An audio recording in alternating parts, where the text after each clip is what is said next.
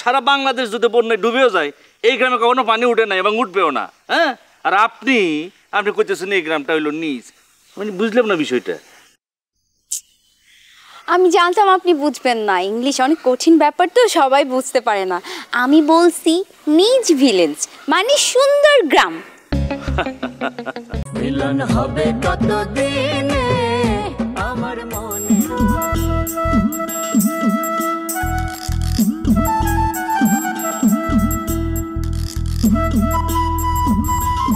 মনে করেন হচ্ছে সব বাড়িতে যারা যারা আছে সবাই কিন্তু এই হারেস কাকার কথা শোনে। হারেস কাকা হলো মুরব্বী, সবাই তার আন্ডারে।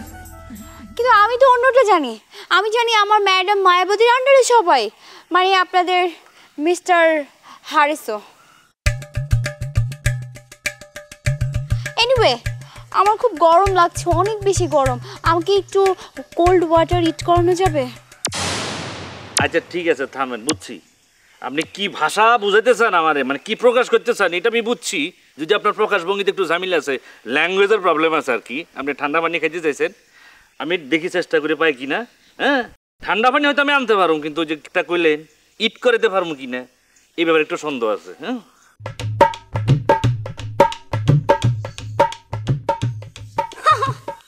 পাগল নাকি? অবশ্য গ্রামের মানুষ, ভিলেজ পিপল তো, ইংলিশ বুঝবে না, এটাই তো স্বাভাবিক। সে কোল্ড ওয়াটার আনতে পারবে, কিন্তু আমাকে নাকি ইট করাতে পারবে না। মাম্মি, হ্যালো মাম্মি, কি অবস্থা? WhatsApp mummy, how do do? হ্যাঁ মাম্মি, আমি অনেক ব্যস্ত, সরি তোমাকে ফোন করতে পারি নাই, প্লিজ ফরগিভ। হ্যাঁ মাম্মি, এখানে অনেক কাজ। আচ্ছা শোনো না, ওই যে আমার সানস্ক্রিনটা একটু পাঠিয়ে দিও না, এখানে এত রোদ, আমি কিন্তু কালা হয়ে যাবো, পরে আমাকে চিনবা না। আর আমার মেকআপ বক্সটাও কিন্তু পাঠিয়ে দিও, আমি ভুলে রেখে আসছি। Okay mummy, bye bye mom, love you, আমি ফোন দিব। হ্যাঁ, ধরেন এটা ইট না, এটা হলো ড্রিঙ্ক করতে হয়। ঠান্ডা আছে, যে দোকান থেকে লইছি। Thank you.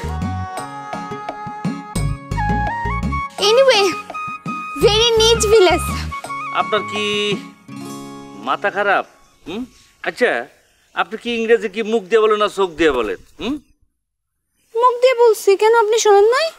না, এটা তো একটু সমস্যা মনে হইতেছে আমার দেখে, তো একটু মানে নড়বড় মনে হইতেছে আর কি।